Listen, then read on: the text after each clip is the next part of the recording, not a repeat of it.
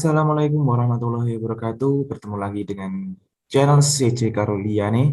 Kali ini kita akan membahas latihan soal PPPK Guru PGSD 2021 dengan kunci jawaban dan pembahasannya. Langsung saja kita menuju ke nomor 1. Anak usia kelas 3 SD dapat menyesuaikan bahasa yang digunakan untuk menjaga kesantunan dibandingkan anak usia kelas 1 SD. Misalnya, bentuk sapaan kamu kepada orang yang lebih tua sudah dihindari. Perkembangan tersebut menunjukkan anak memiliki kemampuan A. Fisiolinguistik, B. Sosiolinguistik, C. Literasi linguistik, D. Neurolinguistik, E. Psikolinguistik. Dan pembahasannya, sosiolinguistik adalah subdisiplin linguistik yang mempelajari hubungan antara bahasa dan masyarakat. Dengan kata lain, sosiolinguistik mempelajari pemakai dan pemakaian bahasa, tempat pemakaian bahasa, tata tingkat bahasa, berbagai akibat dari adanya kontak dua bahasa atau lebih, dan ragam serta waktu pemakai ragam bahasa. Jawabannya adalah B, yaitu sosiolinguistik.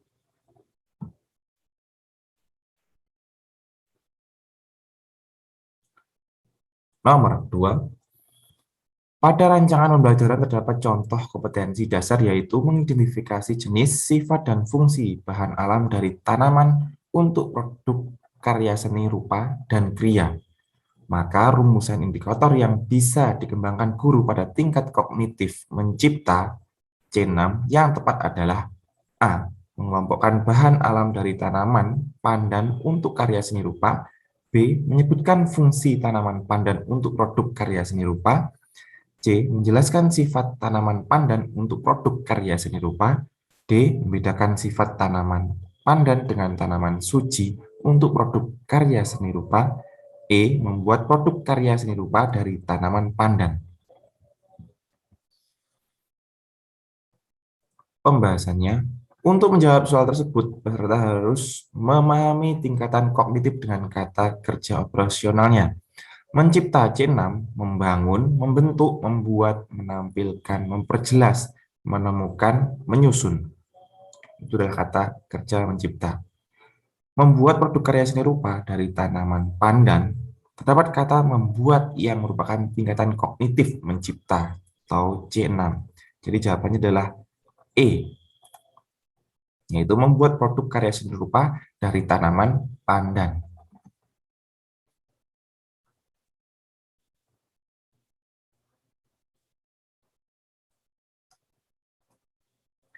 Nomor 3, perencanaan pembelajaran yang menekankan pada proses keterlibatan peserta didik secara penuh untuk dapat menemukan materi yang dipelajari dan hubungan dengan situasi kehidupan sehari-hari sehingga mendorong peserta didik dapat menerapkan dalam kehidupan mereka. Pilihan strategi pembelajaran yang tepat yaitu A. Kooperatif, B. Inquiry, C. Problem solving, D. Discovery, E. Kontekstual.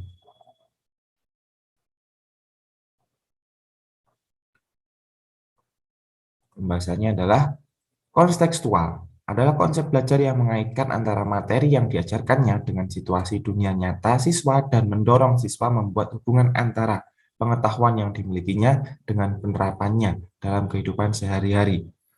Dan jawabannya adalah E. Strategi pembelajaran kontekstual.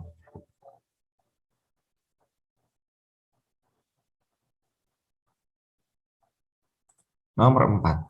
Seorang guru meminta para peserta didiknya untuk mengamati suatu lingkungan, merumuskan pertanyaan yang ingin diketahui, mengumpulkan informasi terkait dengan lingkungan yang dipilih, menyusun laporan, dan mempresentasikan hasil laporan baik individu maupun kelompok. Pendekatan yang dipakai dalam pembelajaran tersebut adalah pendekatan A. Inquiry, B. Scientific, C. Discovery, D. Berbasis proyek, E. Berbasis masalah. Sudah jelas ya, pendekatan yang dipakai dalam pembelajaran tersebut adalah pendekatan saintifik yang meliputi mengamati, menanya, mengeksplorasi, mengasosiasi, dan mengkomunikasikan. Ini sudah umum pelajaran saintifik. Jadi Bapak Ibu harus hafal.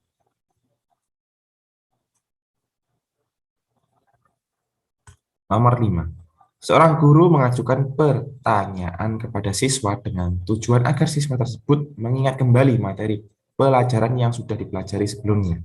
Hal tersebut termasuk kegiatan A. Memberikan acuan, B. Melaksanakan tes awal, C. Memberikan bimbingan, D. Membuat kaitan, E. Mengingatkan motivasi. Bahasanya, membuat kaitan berarti mereview atau flashback atau mengingat kembali. Jadi jawabannya adalah D. Membuat kaitan. Nomor 6. Teori yang menyatakan bahwa peserta didik selama kegiatan belajar lebih ditekankan untuk aktif berpikir, menyusun konsep-konsep serta memberi makna tentang hal-hal yang dipelajari, dan yang paling penting terwujudnya belajar adalah niat peserta didik itu sendiri, merupakan aliran dari teori A. Konstruktivis, B. Behavioristik, C.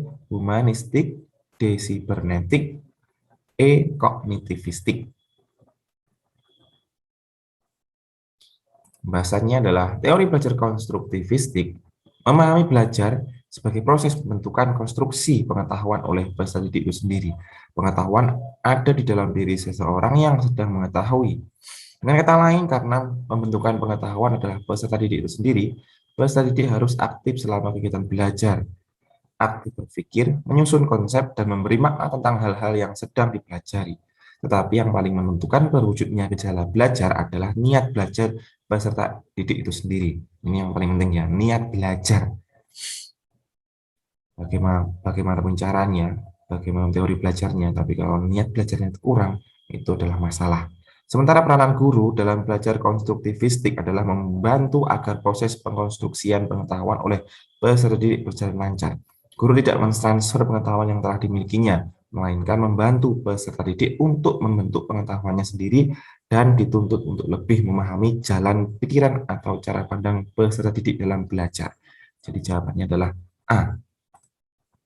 Teori belajar konstruktivistik.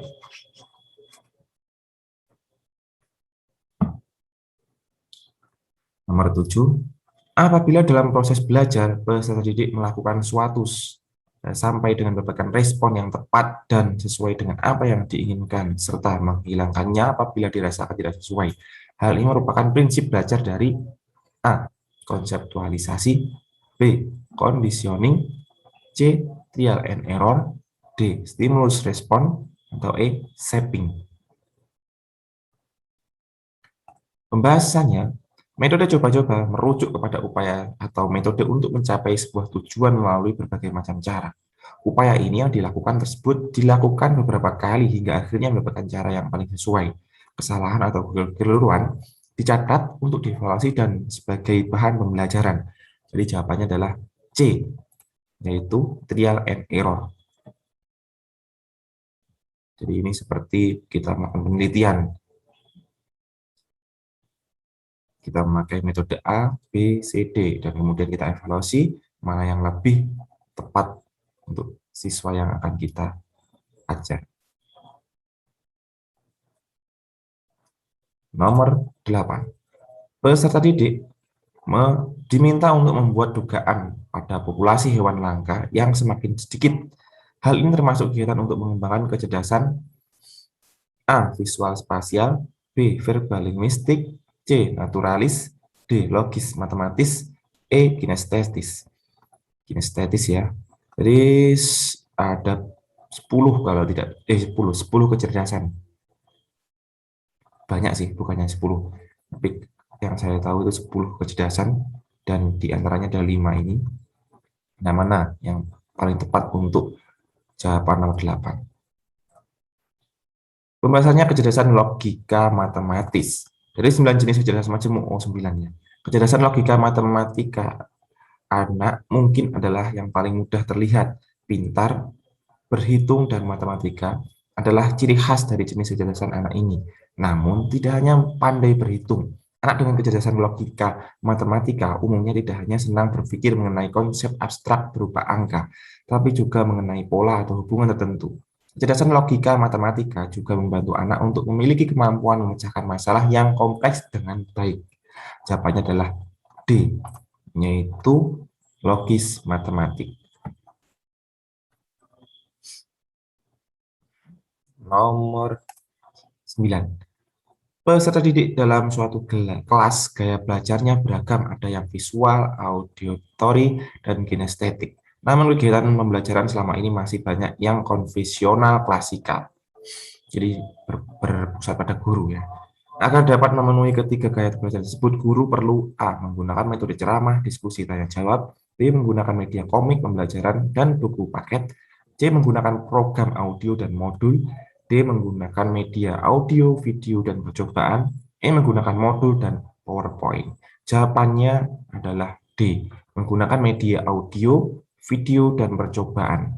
Pembahasannya adalah gaya belajar dapat dikelompokkan menjadi tiga, yaitu visual, auditif atau auditory, dan kinestetik.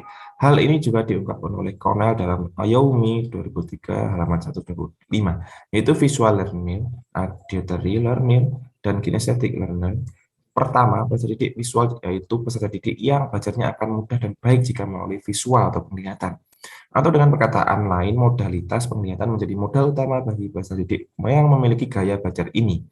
Misalnya, guru ketika melakukan proses belajar dapat menggunakan media visual seperti gambar, poster, diagram, handout, PowerPoint, peta konsep, bahkan peta, film, video, multimedia, dan televisi.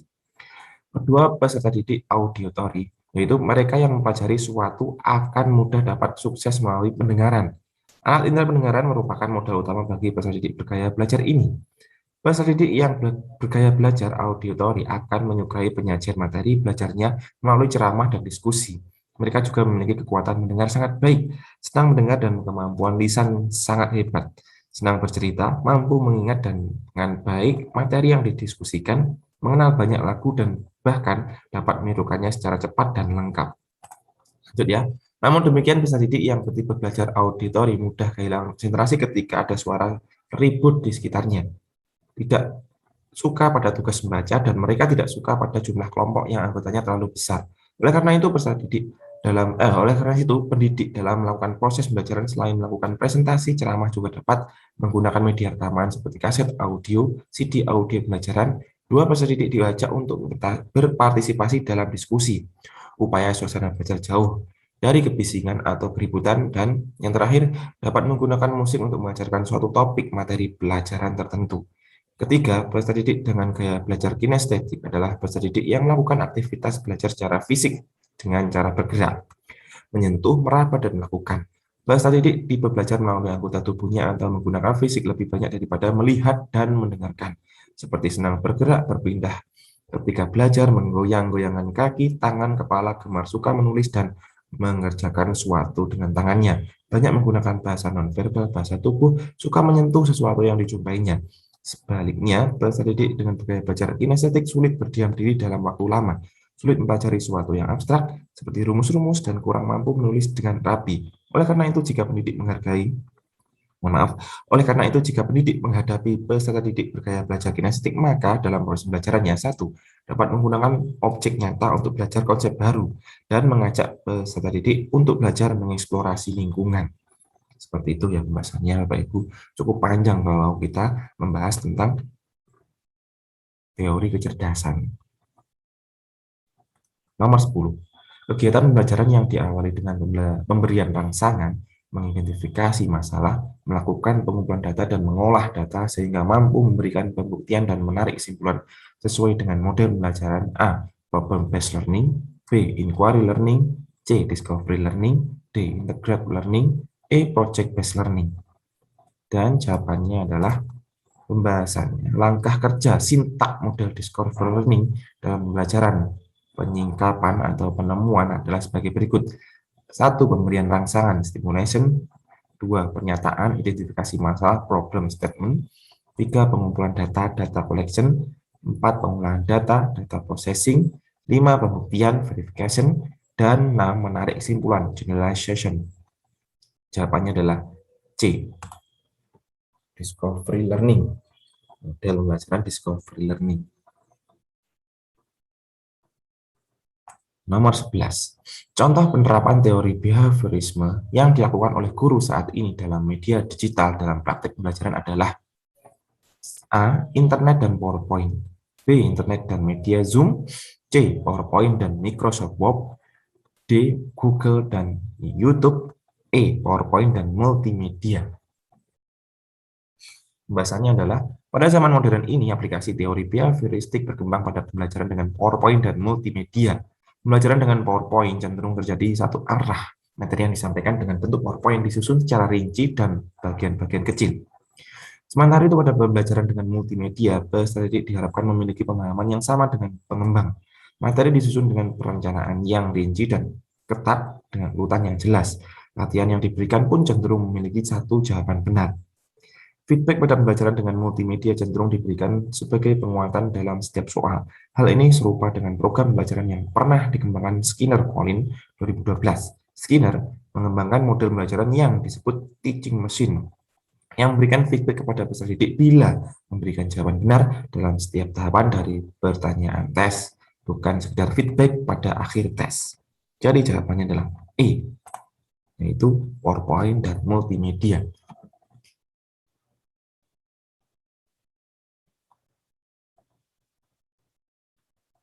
Nomor 12, guru mempelajari latar belakang masalah, seluk-beluk dan permasalahan peserta didiknya. Ketika kemudian guru memberikan informasi atau pengetahuan yang memadai peserta didiknya, maka hal ini merupakan tahapan kreativitas dalam A. Iluminasi, B. Verifikasi, C. Inkubasi, D. Persiapan meletakkan dasar, E. Produksi. Bahasanya, menurut Valas, Ali 2014 halaman 51, keberhasilan orang-orang kreatif dalam mencapai ide, gagasan, pemecahan, cara kerja, dan karya baru biasanya melewati beberapa tahapan seperti berikut ini. 1. Persiapan meletakkan dasar. Pelajari latar belakang masalah, seluk-beluk, dan problematikanya. Pada tahapan ini diperlukan minat dan antusiasme untuk memperoleh pengetahuan dan informasi sebagai persiapan untuk kreativitas. Guru perlu memberikan informasi atau pengetahuan yang memadai kepada peserta didik sebagai dasar pengembangan kreativitasnya. Inkubasi, mengambil waktu untuk meninggalkan masalah, istirahat santai, mencari kegiatan yang melepaskan diri dari kesibukan pikiran mengenai masalah yang sedang dihadapi. Pada tahap ini, proses pemecahan masalah diendapkan dalam alam prasadar. Iluminasi, tahapan ini disebut sebagai tahapan pemahaman. Suatu tahapan mendapatkan ide, gagasan, pemecahan, penyelesaian, cara kerja, dan jawaban baru. Verifikasi atau produksi, menghadapi dan memecahkan masalah-masalah praktis sehubungan dengan perwujudan ide, gagasan, pemecahan, penyelesaian, cara kerja, dan jawaban baru. Pada tahapan ini dilakukan langkah-langkah untuk mewujudkan ide dan gagasan kreatif menjadi karya kreatif dan inovatif. Kunci jawabannya adalah D, yaitu persiapan meletakkan dasar. Nomor 13, belajar merupakan usaha pemberian makna oleh peserta didik kepada pengalamannya melalui asimilasi dan akomodasi yang menuju pada pembentukan struktur kognitifnya. Memungkinkan mengarah pada tujuan tersebut merupakan teori belajar.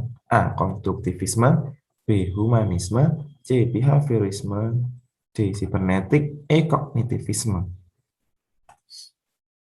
Pembahasan konstruktivisme, Kawarno 2012 halaman 90 adalah salah satu filsafat pengetahuan yang menekankan bahwa pengetahuan adalah bentukan konstruksi si belajar sendiri. Pengetahuan bukan tiruan dari realitas, bukan juga gambaran dari dunia kenyataan yang ada. Belajar menurut konstruktivisme adalah suatu proses mengasimilasi dan mengaitkan pengalaman atau pelajaran yang dipelajari dengan pengertian yang sudah dimilikinya, sehingga pengetahuannya dapat dikembangkan. Proses belajar menurut teori konstruktivisme pada bagian ini akan dibahas pada proses belajar dari pandangan konstruktivistik dan dari aspek-aspek si belajar, peranan guru, sarana belajar, dan evaluasi belajar. Proses belajar konstruktivistik, proses belajar konstruktivistik secara konseptual, proses belajar jika dipandang dari pendekatan kognitif, bukan sebagai perolehan informasi yang berlangsung satu arah dari luar ke dalam dirinya sendiri, melainkan sebagai pemberian makna oleh siswa kepada pengalamannya melalui proses asimilasi dan akomodasi yang bermuara pada pemutakhiran struktur kognitifnya. Jadi jawabannya adalah A. Konstruktivisme. Nomor 14. Apabila peserta didik belum siap untuk melakukan keterampilan berpikir tingkat tinggi, maka strategi yang dilakukan guru adalah, nah ini biasanya yang yang saya temui ya. A. Mengidentifikasi peserta didik baik yang sudah siap maupun yang belum siap untuk mengikuti pembelajaran dengan proses berpikir tingkat tinggi. B. Tetap melakukan kegiatan pembelajaran dengan keterampilan berpikir tingkat tinggi dengan meminta peserta didik untuk fokus. C. Membentuk kelompok peserta didik dengan kemampuan yang heterogen dalam proses pembelajaran. D. Mengubah perencanaan pembelajaran yang disesuaikan dengan kemampuan dan keterampilan peserta didik yang heterogen. E. Membangun terlebih dahulu jembatan penghubung antara proses berpikir tingkat rendah menuju berpikir tingkat tinggi. Bahasanya, hal yang perlu diperhatikan dalam mengembangkan kemampuan berpikir tingkat tinggi terletak pada konten atau materi pembelajaran dan konteks peserta didik. Apabila peserta didik belum siap untuk melakukan keterampilan berpikir tingkat tinggi, maka perlu dibangun terlebih dahulu jembatan penghubung antara proses berpikir tingkat rendah menuju berpikir tingkat tinggi. Caranya adalah dengan membangun skema dari pengetahuan awal yang telah diperoleh sebelumnya dengan pengetahuan baru yang akan dipelajarkan. Setelah terpenuhi, maka guru perlu mempersiapkan sebuah situasi nyata yang dapat menstimulusi proses berpikir tingkat tinggi dengan menciptakan dilema, kebingungan, tantangan, dan ambiguitas dari permasalahan yang direncanakan akan dihadapi peserta didik. Jawabannya adalah E. Membangun terlebih dahulu jembatan penghubung antara proses berpikir tingkat rendah menuju berpikir tingkat tinggi.